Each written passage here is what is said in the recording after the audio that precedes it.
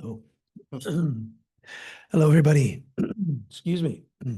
Just want to thank everybody. Welcome everyone here to Vajrapani for this special opportunity to listen to the renowned Dr. Alexander Berzin, a scholar, translator, teacher, lived for 29 years in India and was really a close disciple of the previous Serkong Rinpoche and has been instrumental in the development of the recent Serkong Rinpoche, guiding his education and giving insight as to how to navigate the two worlds. But really the opportunity to listen to someone such as yourself and provide insight on any questions that we might have at the end. I definitely urge to take the opportunity to ask.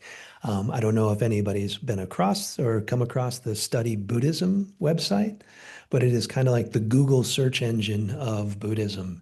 And if you have any Buddhist questions on any level of Buddhism, you can go there, find your answers, read the answers, listen to teachings.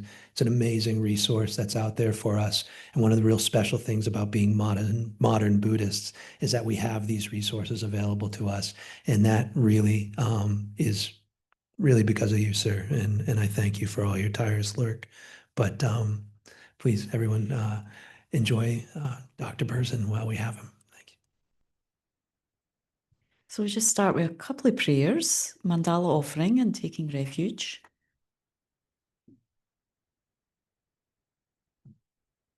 Osaji bogi joshimeto tramri rablingji nye de gyambadi sangye jindu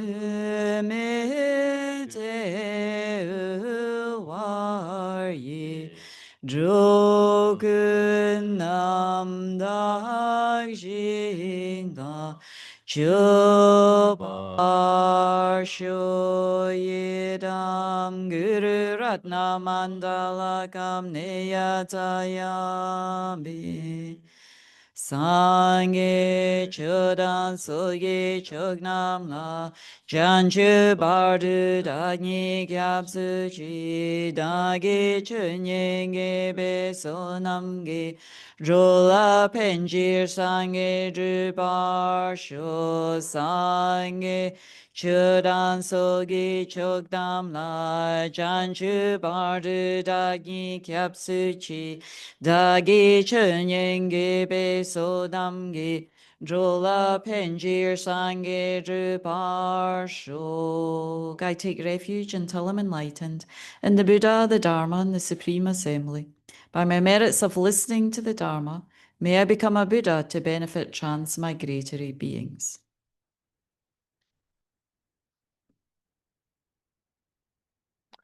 Well, thank you for giving me this opportunity to meet with you. I've been asked to speak about, let me read, serving Serkong Rinpoche over 2 lifetimes. I don't think to go into tremendous detail about that specific topic because we have on the Study Buddhism YouTube channel a 40-minute chat between Serkong Rinpoche and myself about this topic, which we discuss from each of our perspectives. So that is something that I don't think is necessary to repeat, just give you a brief version of it, which is that it's been a great privilege to be with someone over 2 lifetimes, to be very close with them. With the previous Serkong Rinpoche, I'll refer to them as the old Serkong Rinpoche and the young Serkong Rinpoche, otherwise it's too confusing to say which one is which. With the old one, basically, he chose me. He had special powers to be able to recognize people that had close connections with him, or he chose, for instance, the attendants that before he died, he chose the attendants as young teenagers who would take care of him in this lifetime. And likewise, he chose me in a sense that when I had met him a few times earlier, very briefly when I was in India, but when he returned from Nepal to India and I was settled in Dharamsala, then when I went to see him, he basically just said, well, stay here, sit, watch me, how I'm teaching, how I'm dealing with other people.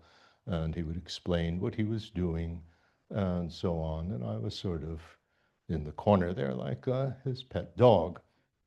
He went on to train me. He trained me particularly in my ability to remember. So, for instance, whenever I was with him, he would stop at any point and I would have to repeat what I just said or repeat word for word or as close as possible what he just said, so that I would have that ability in the future when a student would, in a session, would say, could you please repeat that? That I would be able to do that. There were many occasions where I had to do that for His Holiness. When His Holiness would, at a news conference, I remember His Holiness was asked to give a message for the people in Nepal, in a recorder, it was a press conference. And then at the end of the conference, His Holiness said to me, Berzin, tell him what I said in the recording. So my inner recording had to work. So Serkong Rinpoche trained me to do all of that. And when he would teach, he also would train me to be able to teach. So he would give a long teaching, I would translate it, or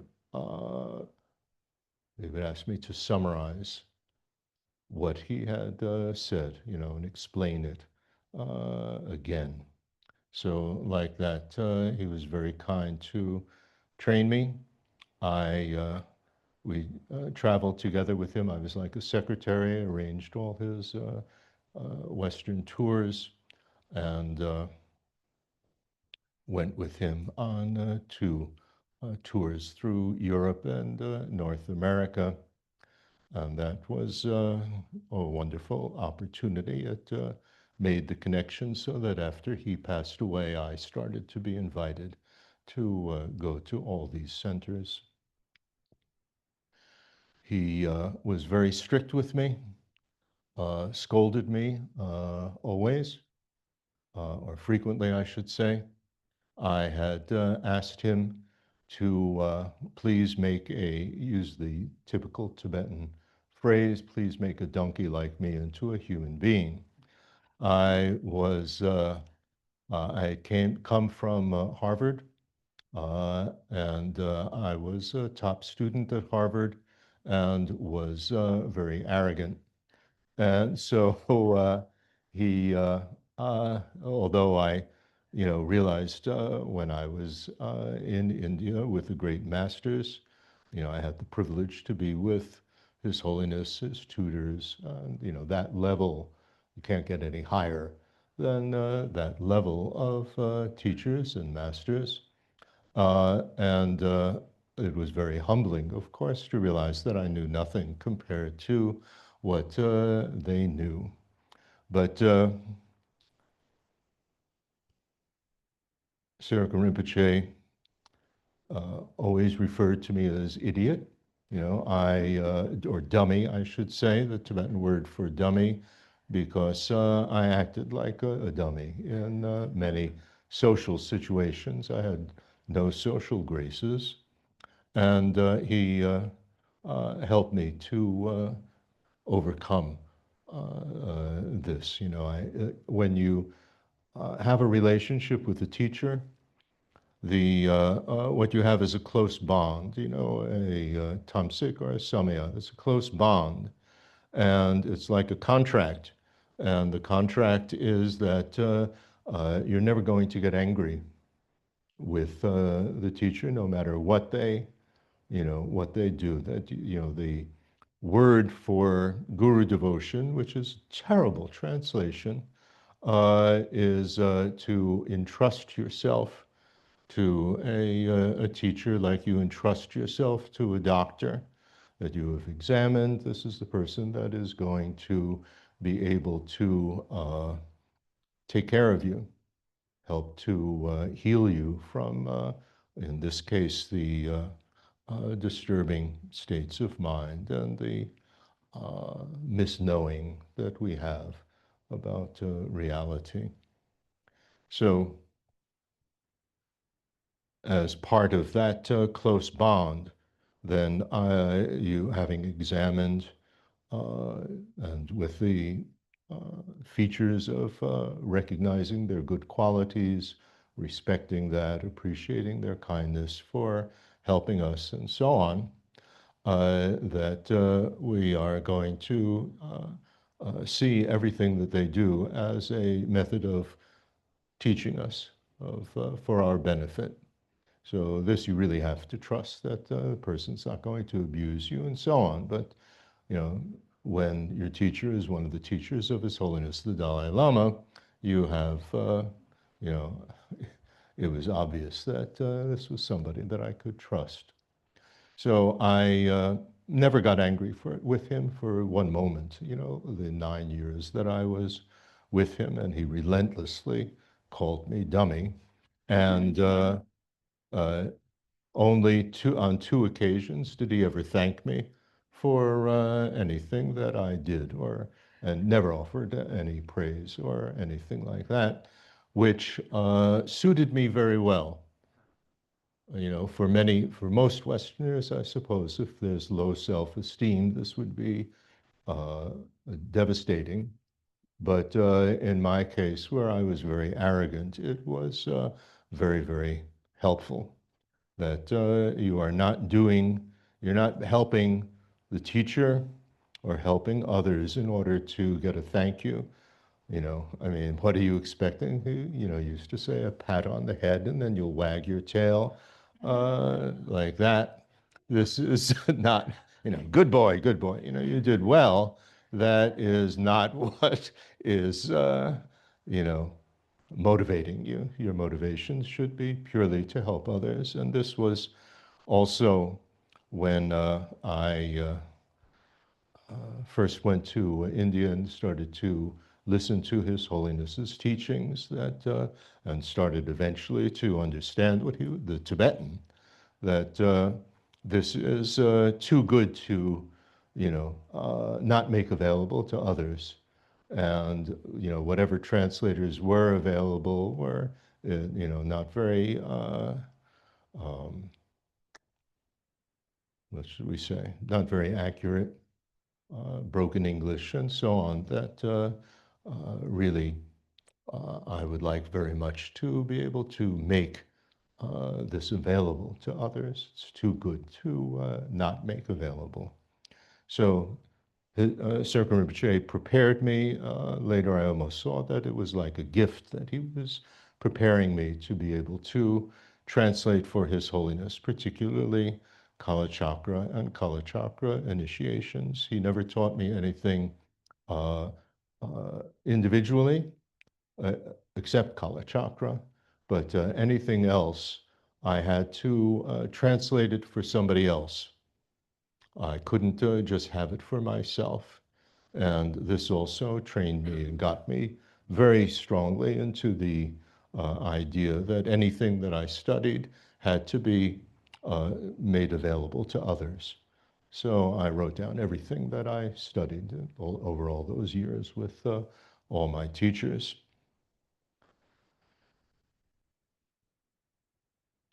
Serkong Rinpoche, I'm trying to, abbreviate because I want to explain other things. So Serkong Rinpoche passed away very consciously, taking on obstacles of His Holiness. The whole story is on the website. No need to repeat that. When the young Rinpoche was located, identified, he, as soon as, he passed away in Spiti, which was an area that he helped to revive Buddhism in, and spent a great deal of effort there. Went to right on the border of Tibet. He would go even on yak to the border itself to teach the Tibetan division of the Indian Army that was guarding on the border. It's this example that I've tried to follow, which is not to go on yak to in the Himalayas, but to go to the remote places where nobody wanted to go, or hardly anybody wanted to go to teach, when requested, when there was interest. So I did that, or have been doing that, continue to do that. The young one was reborn in Spiti very consciously. And when he was old enough to speak, since his predecessor's picture was in most families' homes, he pointed it to it and said, "That's me." So he identified himself, which is the real thing, the actual convincing indication. So the party went around looking for him in Spiti, and he recognized someone by name. He felt that all that he wanted was to go with them, that there was someone very important for him to meet. That was His Holiness. And he went with the party back to Dharamsala. He never, ever cried in terms of missing his parents. He's like 4 years old. And his parents are very, very nice. There's nothing, objectionable about them. But he was very determined to go and meet His Holiness and start his new life in Dharamsala. I met him a few months later. I was away when he came, when he arrived, and before I entered or when I entered the room, the attendant asked, "Do you know who this is?" And he said, "Of course I know who this is. Don't be stupid." And he was immediately very, very affectionate and close with me, unlike the way that he was with others. And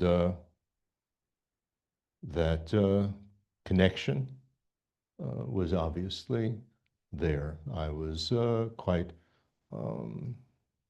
reticent to just, immediately, feel that, yes, this is the reincarnation. But there were a lot of indications from his side that there was that connection. And I have been involved with him and his upbringing and so on. I made it a point to step back and not infect him with my ways or sense of humor and so on.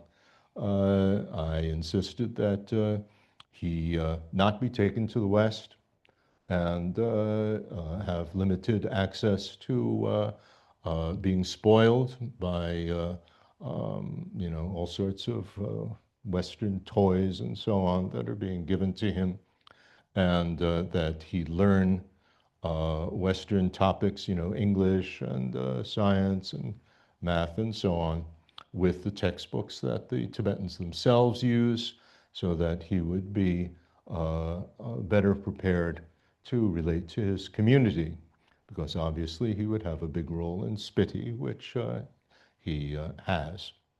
So that was from Rinpoche himself has said that that was very successful. So I stepped back and did not, you know, teach him English or anything like that. He didn't need Sesame Street English. He also, as he explained in the chat, part of that bond is that he never got angry with me either, because Rinpoche is very bad in mathematics, and I would always taunt him a little bit by, you know, asking how much is 3 plus 2, and, you know, like this, that he said that, you know, of course he could get annoyed with somebody asking him these questions, but he never got angry with me either. So that has continued, and um, we speak on the phone quite frequently, every couple of weeks. And we started last year to do team, he used the word today, yesterday, team teaching as a team, which is a wonderful opportunity to do. You know, we just do that. We started last year just with when he teaches very advanced, complicated topics that I can provide the background. Tibetans, when they teach almost everybody, as far as I have seen, you know, they do not provide the background to be able, the context to be able to understand what they are teaching about. So I've provided that. So that's been very, very good. I'm extremely, extremely proud of the way that Rinpoche has turned out in this lifetime. He is outstanding, excellent teacher from the very, very beginning stuff to the very advanced material. He covers the whole thing, is extremely personable, relates to others. He disrobed, which I think was a very good move on his part, decision on his part. It has been allowing him to play a role that for His Holiness that is would have been a little bit more awkward as a monk. He has great responsibilities in Spiti. There's the oldest monastery in India there, which, you know, so he is responsible for that, for the upkeep, which is in danger because it's a mud structure, and now with climate change, there's a water damage. That roof has to be replaced or built over the thing to protect it. There's the new monastery, there's the school, the Serkong school, which was started there. And they want to make a community center, a college there as well. He started the Serkong Institute in Dharamsala, following His Holiness's big emphasis on logic and debate. After all, he was one of the debate partners, the debate master of the present Dalai Lama and his the predecessor, and that emphasis on logic and debate has blossomed in this lifetime as well. So that's the young one, and we are extremely close. That bond has continued. My role has been the bridge, and this was very conscious of the old Serkong Rinpoche, that I would be the bridge to his present incarnation. He even told that to Chongla Ratu Rinpoche, that this is my role, my function. So I have been, over the years, the old Serkong Rinpoche gave me so many, personal teachings, private type of things that, just on the side, he would tell me about his insights, even some that he didn't share with His Holiness, and so on. So I've imparted them to the young Serkong Rinpoche. There was an oral, lineage of transmission of his father was the old Serkong Rinpoche's father was the first Serkong Dorje Chang. He was the greatest meditator and realized yogi of the 19th century. And he had a vision of Tsongkhapa, who transmitted to him a special lineage of a text on definitive and interpretable meanings, which is Tsongkhapa's most difficult text. It's about 250 pages long. The old Serkong Rinpoche recited it every day from memory as part of his daily practice, which is no small feat to do. And he gave me the oral transmission of that on one occasion. And he delivered it from memory, which is the classic way, the real way of doing a transmission. And he had not given it to His Holiness. He had been waiting to get some special realization, and the occasion never came to give to His Holiness, but I had. So the young Serkong Rinpoche asked me to give him, pass the lineage to him, which I asked His Holiness if, to give me, what should I do? I said, I never studied the text. And His Holiness said it didn't matter. You give the transmission to the young Serkong Rinpoche. So I practiced saying it out loud so that it wouldn't take forever to do, because 250 pages, it's not small. And on one occasion, I went to India and gave that transmission to him. So in many ways, I've been this bridge. Okay, so enough of the story. What I, wanted to, so the interesting question is, what is the relation between the two generations of someone? And I must say, from my experience with the two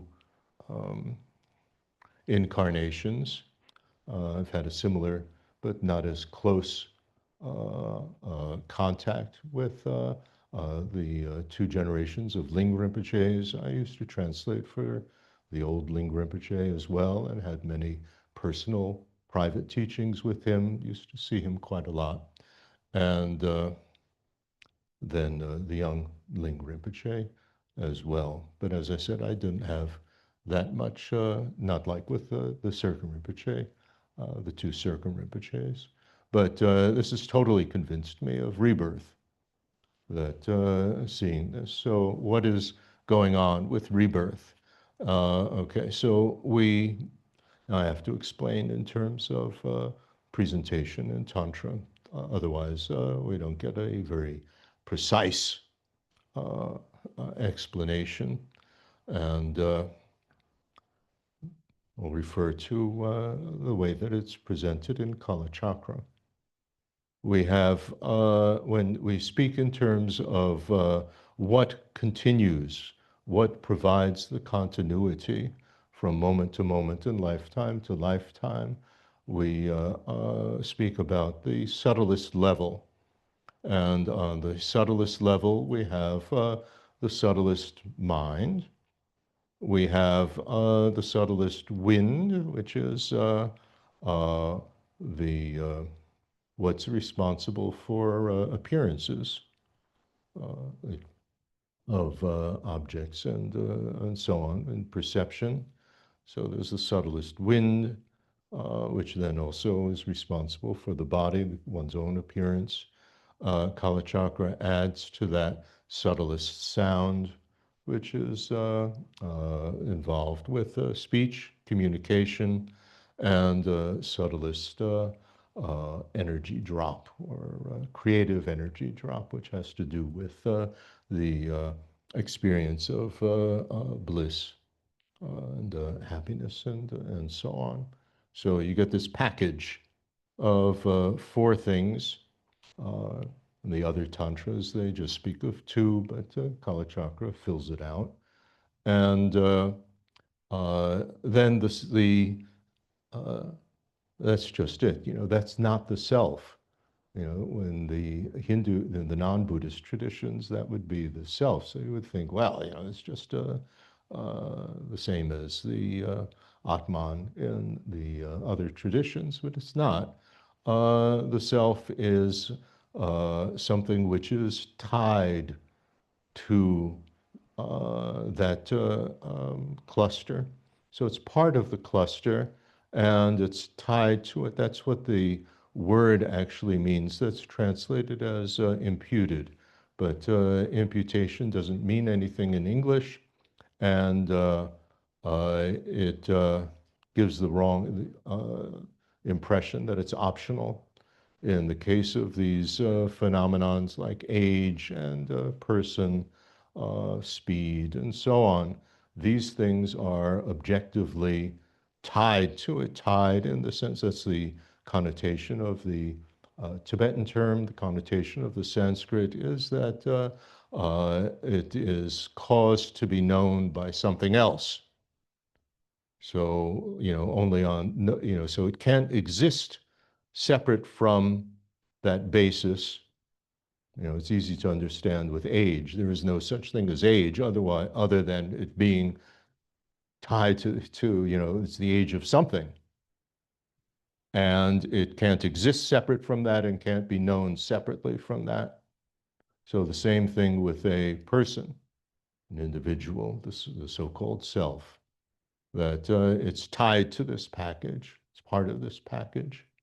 So, and that's the individual. Now, in each lifetime, well, and with that, there is the also tied to this cluster are the tendencies for the various disturbing mental factors, so-called afflictions, which I find a weird translation. Sounds like polio or something. But the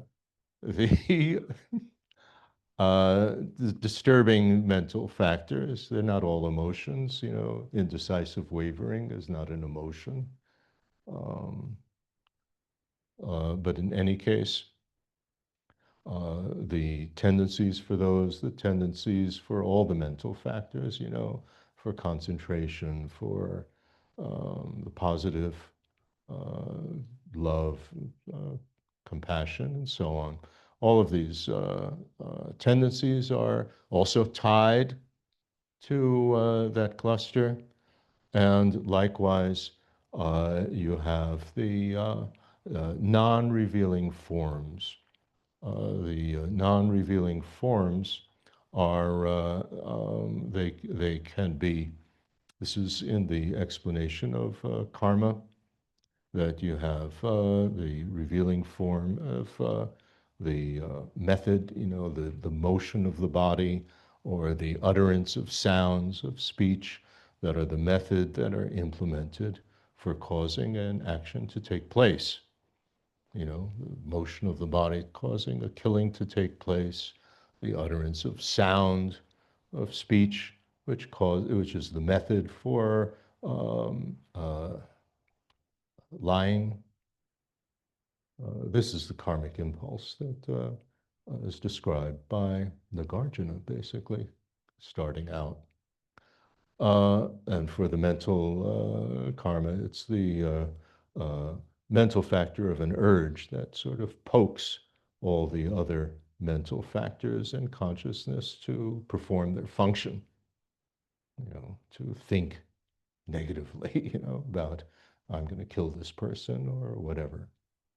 So you have a non-revealing form, which is a subtle form, not made of atoms or anything, but it goes along part of the continuum, so part of that subtlest wind.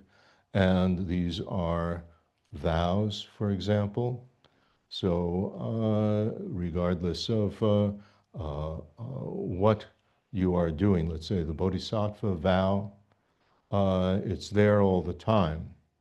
So it, whether, like Shantideva praises it, that it makes it understandable what Shantideva says, whether you are awake, asleep, drunk, whatever, it still is there. It has a subtle effect. It's not conscious necessarily. So we have these non-revealing forms of the vows. You have the non-revealing forms of when you do a positive or negative action. That this also leaves a non-revealing form. So for instance, if you build a stupa or make a text or something like that, every time that somebody uses it, that builds up more positive force because you have this non-revealing form. If you've ordered somebody else to do it, then it's sort of like, what's the word? I can't think of the word in quantum physics when two things are coupled with each other. Pardon? Out of distance. One term Einstein used. Pardon? Entanglement, right. So there's the entanglement of the two mental continuums, so that when that person, that you've ordered to do something positive or negative does it, then the positive force or negative force that they build up is, also on your continuum as well. There's a karmic entanglement that's there. So that karmic entanglement is also in terms of when two people have done positive things or negative things together. So that's what we refer to as a karmic connection with someone. So if you, like with the old Rinpoche and the young Rinpoche, we did so many things together, of teaching and helping each other and all of that stuff, that there's a very strong karmic entanglement there, which is continues with that continuum of, these non-revealing forms. And so in this lifetime, that is, very strong. So, the young Rinpoche recognized me. He was 4 years old, and we continue to do constructive things together, like teaching together now. So this is a karmic connection, and it can be a positive one, it could be a negative one. So that continues from lifetime to lifetime. What we often don't take into account is that there are beginningless rebirths. So because of beginningless rebirths, there is a tremendous network of many, many different potentials from beginningless time. So when we think in terms of a rebirth, then everything depends on the cluster of tendencies and so on that are going to be activated at the time of death. There will be one dominant one that is responsible for the life form that we take, that so-called throwing karma. But then there are a tremendous cluster of other things that complete the type of cluster that is going to be in the next lifetime. So it is not a linear process that all the aspects of the old Serkong Rinpoche are going to be found in the new one. It's a different cluster, but there are many things that are carried over, from that previous lifetime. So you can recognize the sense of humor, certainly these non-revealing forms in terms of strong karmic connections with others. And what is wonderful about the young one is that he takes that very seriously and wants to and has been pursuing renewing those connections that were there with he's very keen in meeting the people who studied with the old Serkong Rinpoche and renewing that connection, going to the places where the old one had gone. Doing new things as well, but very seriously taking that, assuming that role.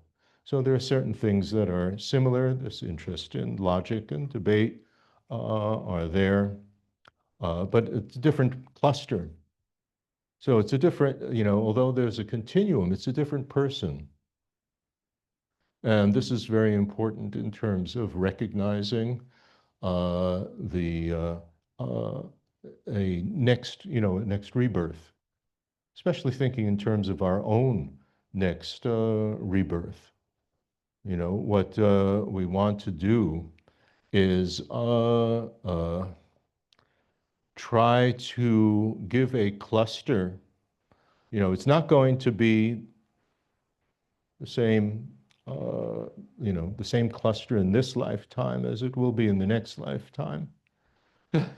So what we want to do is to really strengthen the factors, the tendencies, the connections, and so on, that hopefully many of them will get activated, will be part of that cluster. So on the initial scope of Lamrim, we don't want to have negative tendencies that are there from negative, destructive behavior, because that's going to affect even the throwing karma in terms of the life form that we take. So that's the concern in the initial scope. In the intermediate scope, I think this is not well, understood in a practical level. On a practical level, it's that, because it always says, well, you don't want to take rebirth. Well, what do you want? Because if you put that in the perspective of the advanced scope, you do want rebirth. You want to be able to continue in a way which is going to enable you to benefit others. So on that intermediate scope, what you want is to not strengthen the disturbing mental factors, the so-called disturbing emotions and so on, because this is what is going to activate that whole process of rebirth. Let me state that a little bit more clearly.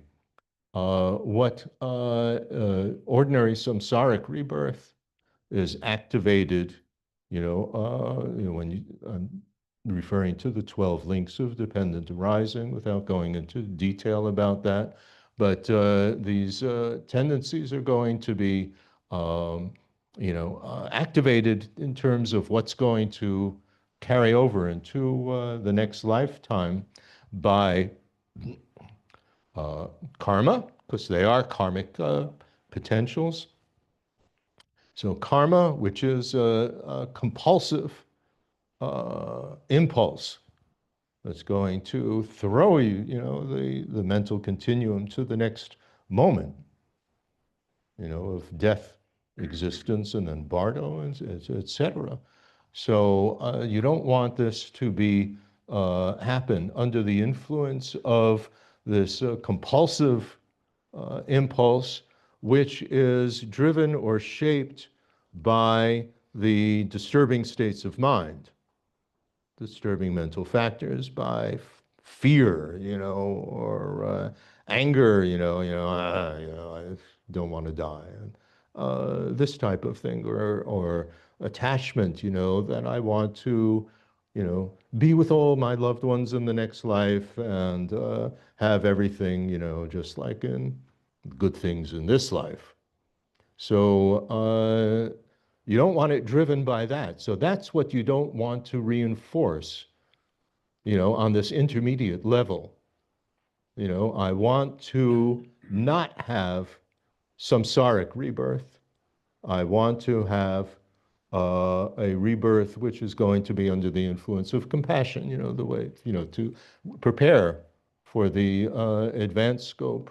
I think this is really the way to think on the intermediate scope that then fits into the whole context of Lam Rim.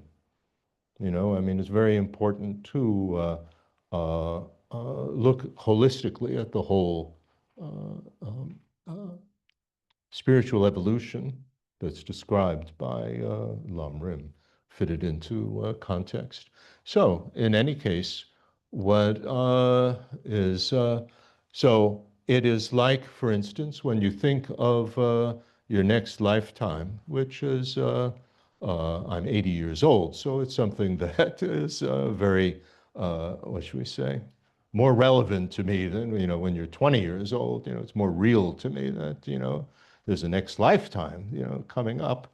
And it's going to be a different person in a sense. So what do I want for that person?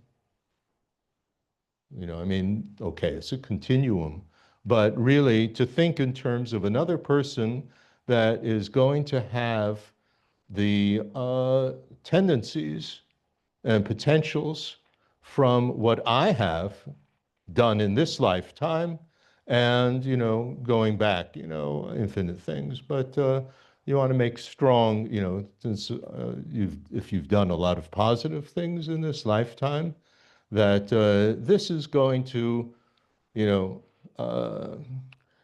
be what are the working materials that this person, there's going to be the continuum, of me, the successor of me, is going to have. I don't want them to have,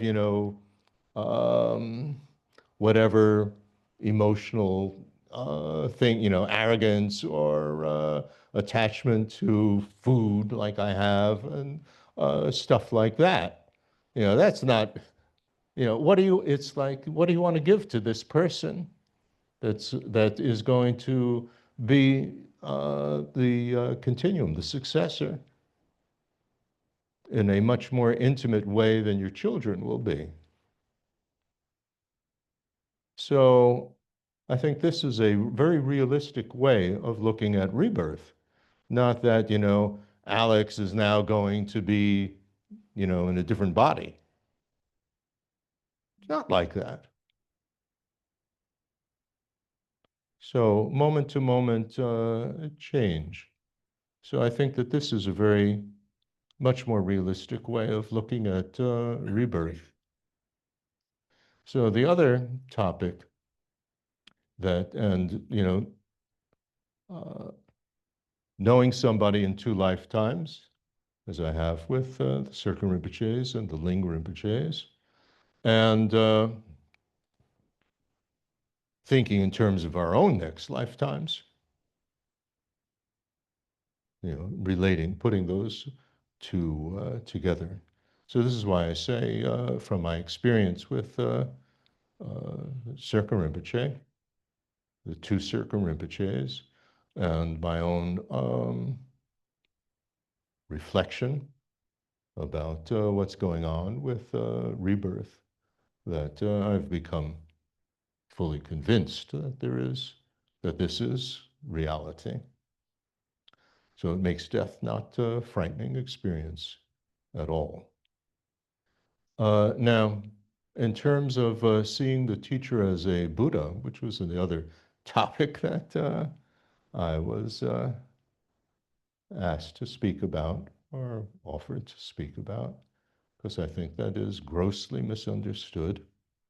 I'll speak about it first on one level, which is that it ties in the two levels. This has to do with Tantra.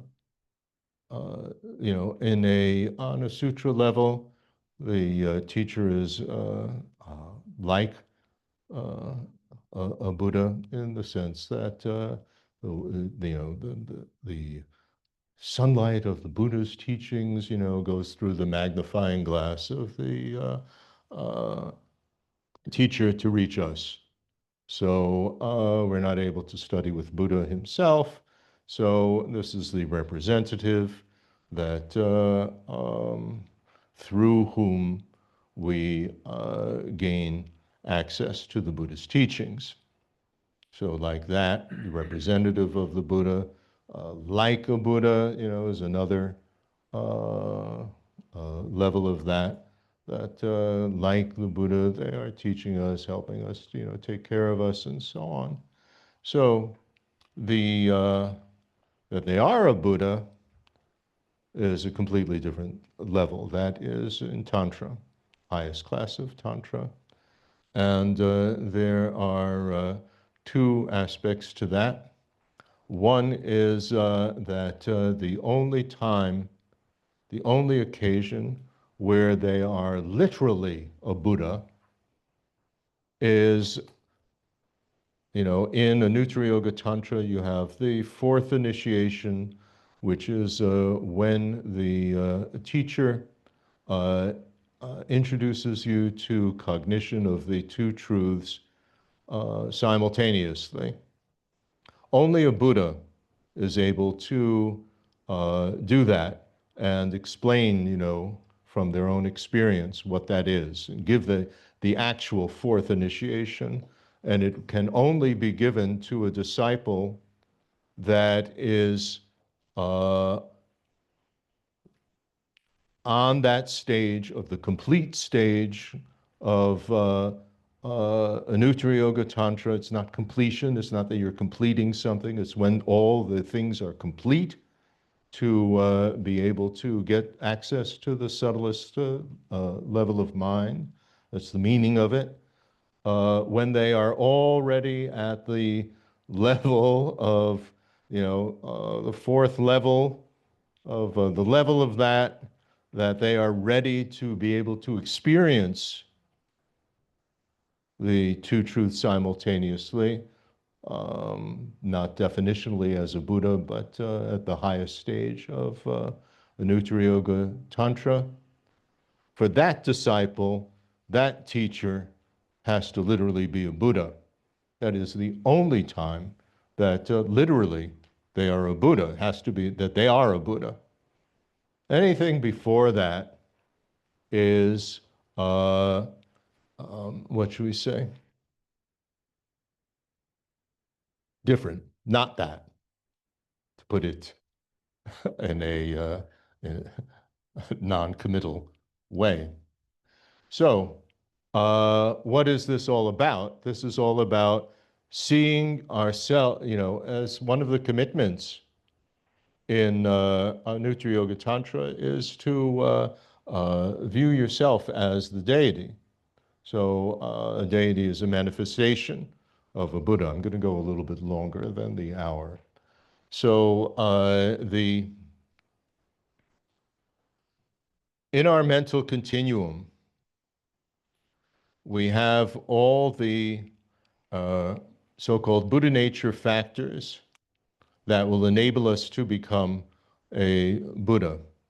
So we have these so-called two collections, these networks, I call them, of positive force, so-called merit, very weird translation, but positive potential that has been building up networks, with each other. So, from all the different occasions, we have the network of deep awareness of specifically of voidness that, we've had in our meditations. That's specifically what it's referring to. And these are what are going to transform, as a result, the different bodies of a Buddha. So there are those two. There is the abiding, the voidness of the mind, which is then responsible for the so-called svabhavakaya, the essential nature body, the voidness and true stoppings or true cessations on the mind of a Buddha. And there's the factor that all of these, the first two, the two networks can be uplifted, inspired by the enlightening influence of a Buddha, so-called Buddha activity. Buddha doesn't have to do anything, just the influence is going to stimulate so-called blessings. It inspires, it uplifts, it energizes these networks. So that's a quality of it. So these are the Buddha nature factors. So everybody has that. And so we have the causes that will enable us to become a Buddha, to achieve the bodies of a Buddha. That's, way, way down temporally on the mental continuum. So in each moment, the self, what we were talking about, is tied to that continuum, to the package that is going along. In each lifetime, that package that we were speaking about of the subtlest level, in a sense, bases itself. So, a samsaric way, is drawn to a physical basis. So in the case of a mammal, including a human, so sperm and egg, and then as those elements evolve, that wind, that subtlest energy, wind factor, gets grosser and grosser. And with the stronger movement of it, then you get those tendencies for disturbing states of mind are going to then kick in and become manifest. So the faster and more out of balance the movement of those winds are, the stronger the conceptual thoughts and these disturbing states of mind and so on are going to be. So then you have a samsaric rebirth that takes place. So we don't want that. You want to keep within that cluster of that enlightened state, which I'll explain what that enlightened state is like, what we're talking about. But in any case, that me is tied to the cluster, lifetime to lifetime to lifetime, all the way, just as, when you think in terms of yourself as a baby and as an older person, that's still me. You can point to these pictures in the photo album, that's me. So likewise, me, the self, that's just the name that's designated, for the self, me, is also going to be tied to that cluster when, at the time of enlightenment. So that point has not yet happened. It's a not yet happening occasion or situation, but it can happen on the basis of these Buddha nature factors. So what we do is we think in terms of being at that stage already. That's what Tantra is all about.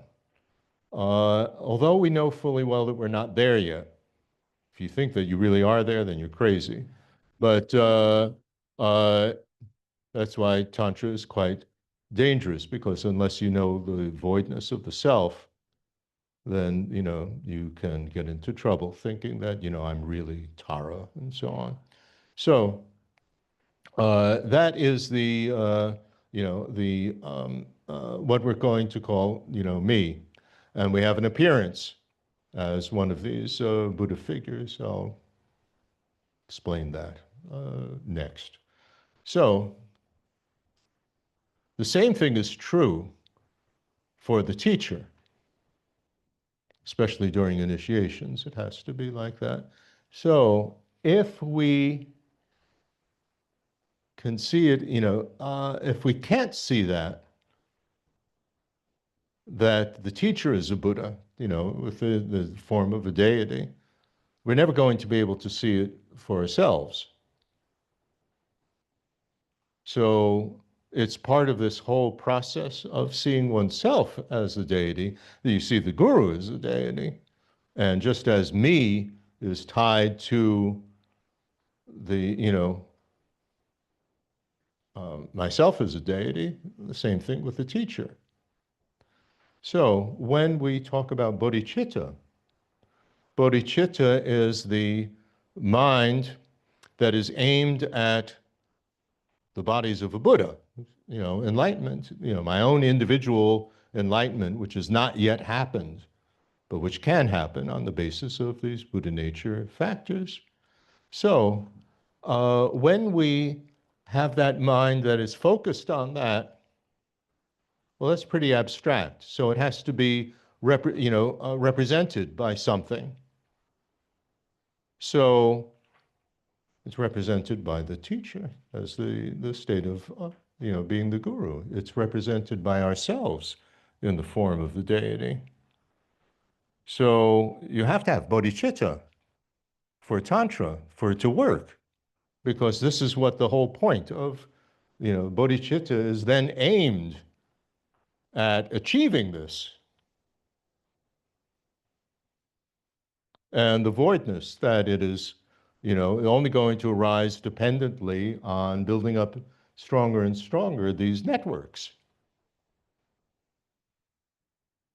And it's not just coming from, already sitting inside us waiting to pop out. That's the Samkhya fallacy, that the effect is already sitting in the cause. Everything is going to be affected by external circumstances that are going on. And it's not just arising from them. Then that's, the fallacy of just arising from external things. And it's not the combination of the two either. This is, solid, but, really it's not like that. And it's not that it is coming from a nothing. A nothing can't become a something. And it's not that it exists already. So, you have to have the whole voidness understanding for Tantra to work. And also renounce, give up. I don't want this ordinary appearance, this ordinary, these ordinary aggregates, basically. So this is, the whole purpose of seeing the teacher as the Buddha, is the Buddha. It helps us to, in Tantra practice, to take on the so-called pride of the deity. Plus, it helps with bodhicitta. That's the whole purpose of seeing the context of seeing the guru as a Buddha. Doesn't mean literally that they are a Buddha. Doesn't mean that they are infallible and, if it's an abusive teacher, you do whatever they say and all of that. Certainly doesn't mean that. You still have your critical faculties, in terms of the guru, But if you're doing this with especially someone that you take initiations from and vows from, for sure, you will want to really check out this person beforehand. You can go to things just as a neutral observer. That's not a problem. But you only receive an initiation if you've taken the vows consciously. If you've not taken the vows, no initiation hasn't happened. You've just been there, like somebody's pet dog.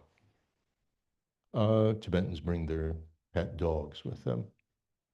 So that is this whole thing of the guru as is a Buddha, what that is all about. And that's very difficult to maintain because anybody who has received initiation, how frequently do we remember to visualize ourselves during the day? Visualize is not the right word. Imagine. It's with all the senses that we are a Buddha during the day. I mean, who in the world remembers that? Very difficult to remember that. To be remember mindful. That's the word mindful. Mindfulness. To not forget it. To have it going and not let it go. That's mindfulness, the mental glue. All right, the other thing that I wanted to just mention, since it's not mentioned so frequently, is what is that omniscient state like? You know, that Buddha mind. You know, what are we talking about? Superficial truth. You know, there's the deepest truth and the superficial truth. Superficial hides, you know, obscures the deepest. We're talking about these two truths about anything. So the superficial truth is that there is, without going into horrible detail, I'll do the horrible detail this coming week with Lamrim Chemo, but just on the cursory level, it appears as though everything has that its self-nature, you know, there is a self-nature, there are all these various natures. There's a self-nature, that just as a self-nature as an existent thing, an essential nature as what it is, you know, an essential nature as this or that. An identity nature as, you know, what specifically is it?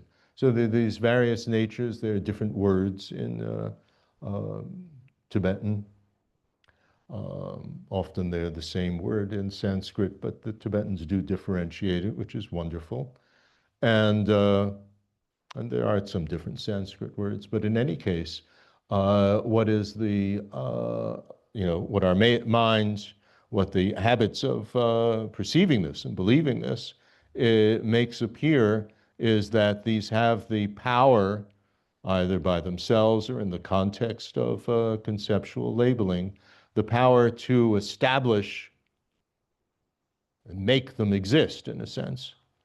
We're not talking about, with voidness, we're not talking about the existence of things. We're talking about what establishes that they exist.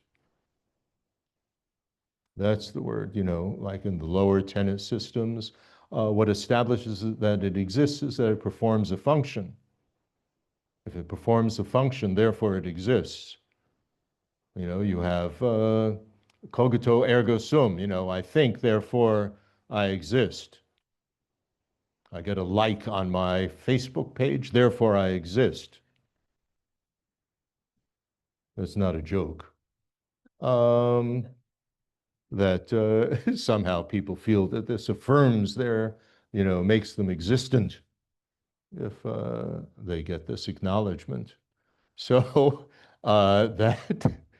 so this is the superficial truth. It appears like that. It appears like that from its own side. It appears like that it's coming from these, you know, an arhat will be more aware that, you know, it's coming from the side of the mind. And the deepest truth is that that doesn't correspond to reality. Voidness is a total absence of anything that corresponds to that. There's still an essential nature, there's still self-nature, but they don't have that power to establish it. So, and without getting into conceptual labeling and what does establish them, because that's a whole, that'll be this week, what a Buddha does is so you can't have superficial truth and deepest truth in the same mind, because this is an appearance of self-established existence and the absence of that. So you can't have those two simultaneously. So that's not what it means to cognize the two truths together. What you can have is the voidness of the two truths. So there's the voidness of the two truths. So the voidness specifically of the mind. So the voidness of the mind, which was never stained by either self-established existence or the ignorance, disturbing emotions, and so on, that are based on that misconception of, having a self-established existence. So the true stoppings and the voidness, there's a whole big analysis of that. So anyway, the voidness of the mind of a Buddha and all phenomenon. So that's omniscience. All phenomenon, all validly knowable phenomenon. So the voidness of both. So that's one voidness, which is the voidness of both, but the if you think in terms of it is the what is it excludes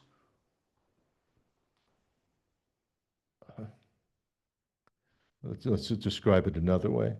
The basis of that voidness, from one point of view, it is voidness of the mind.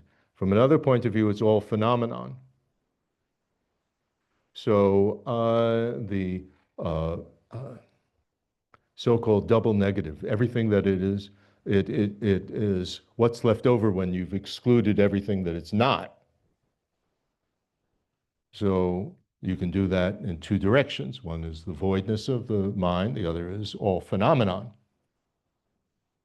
So that is what when a Buddha sees the two truths simultaneously, a Buddha is seeing the voidness of the two as one thing.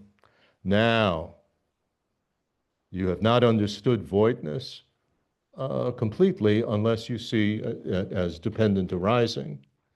So that that voidness that you're focusing, the Buddha has, that's the essential nature body. So that is simultaneous with then the dependent arising. This is dependent arising of all phenomenon. So that is what a Buddha is seeing, is now all phenomenon, but not, it's within the context of voidness. This is what, in a sadhana, when it says, now, I arise, and it's unfortunately translated as from voidness, as if it's, now no longer in voidness and it's popping out of it. It's not that. Within voidness, that voidness and dependent arising are, have the same meaning as in the Heart Sutra. So they arise simultaneously, and that is so-called pure appearance. It's not with an appearance of truly established existence, so that is the mere conventionality, Tsongkhapa says, not conventional truth. mere conventionality. So that, the mind of the Buddha is like a mirror. It, reflects everything like that. But remember, we have this package, and then that package is going to be for the benefit of others. You arise as a yidam. You arise in these various forms, and the yidam thing will then, connect with a nirmanakaya, a grosser body that can appear and teach other, those who are not Arya Bodhisattvas.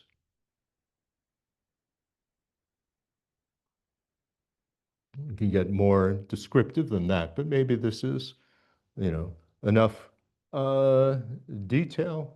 But that is for the benefit of others.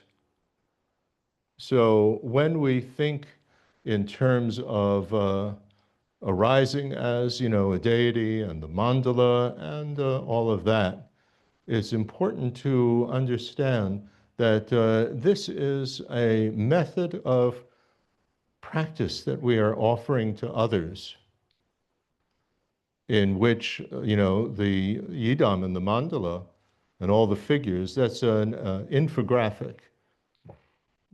It's information, put it together so that each of the arms represents a different aspect of the, realizations that we need to get. Each of the legs represents something. Each of the architectural features represents something. So this is a way of putting all that information together simultaneously, which is what you want for becoming a Buddha.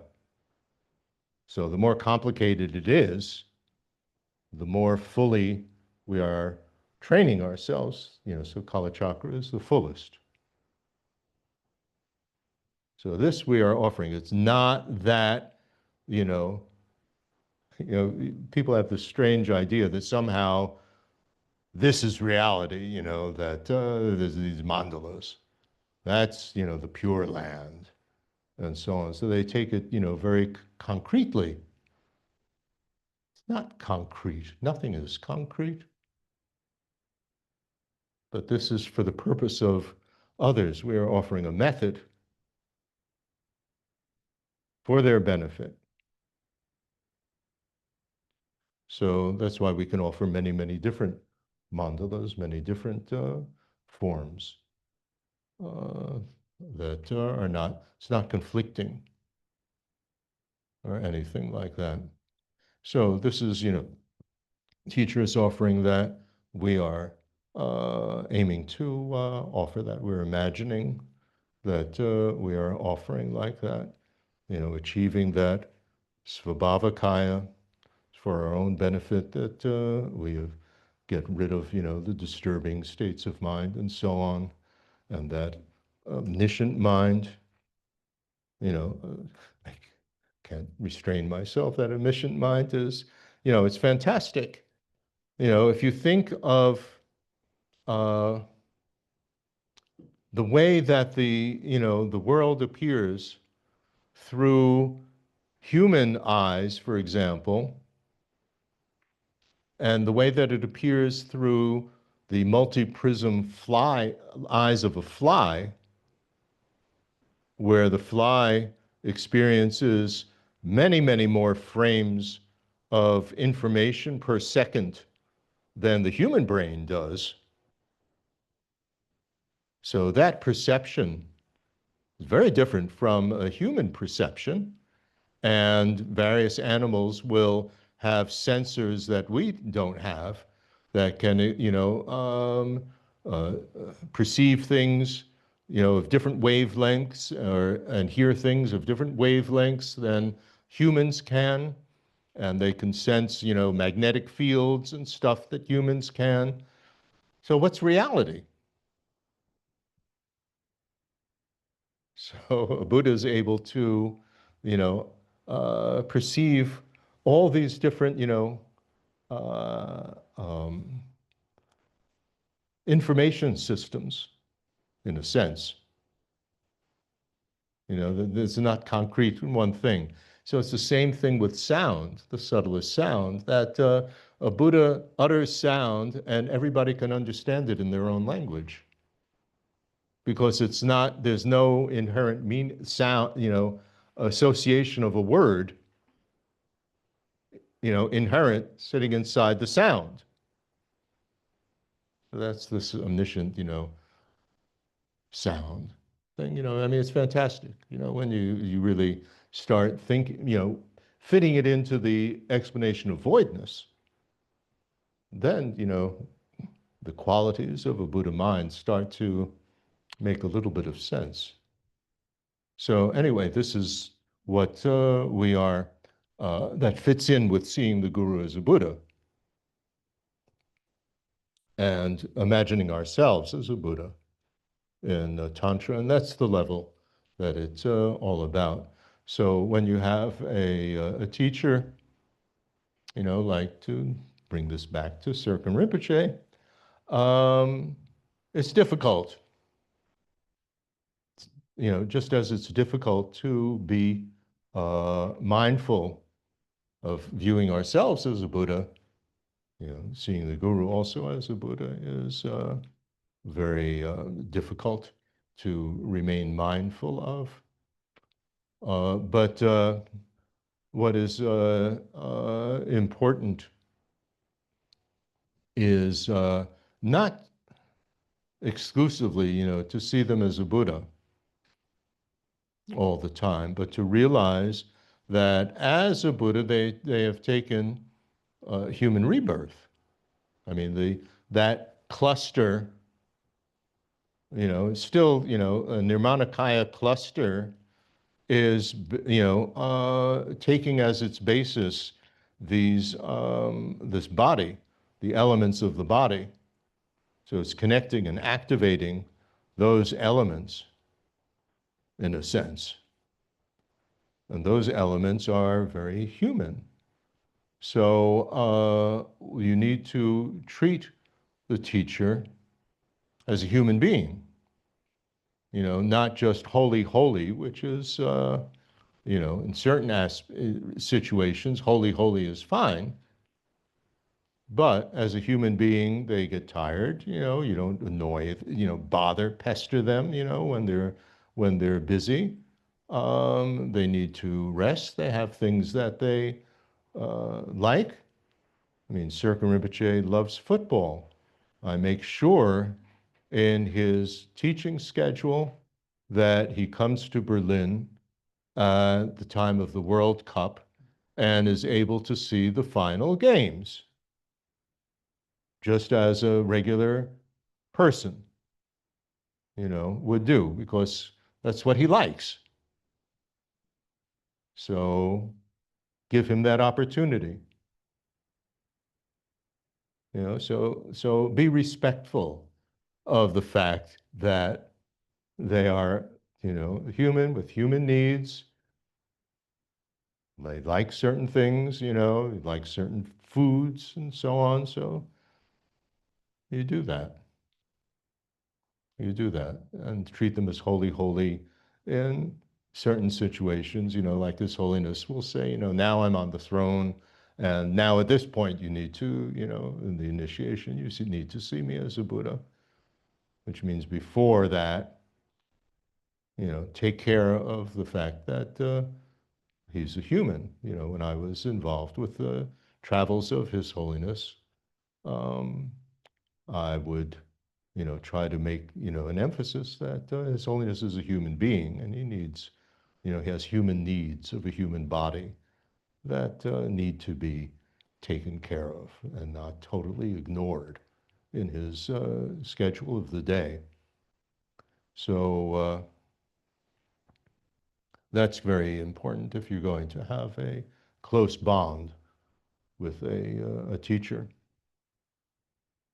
So this is what I wanted to share with you. And why don't we take just a very short break, and then 10 minutes is enough. And then we can have a question and answer session. 10 past then. It's almost. Yeah, it's a little bit before 11, so 10 past would be. Yes, 15, of course. Of course. Yes, that is true. 11:15 then. Right. I mean, we don't have to be, Swiss precise.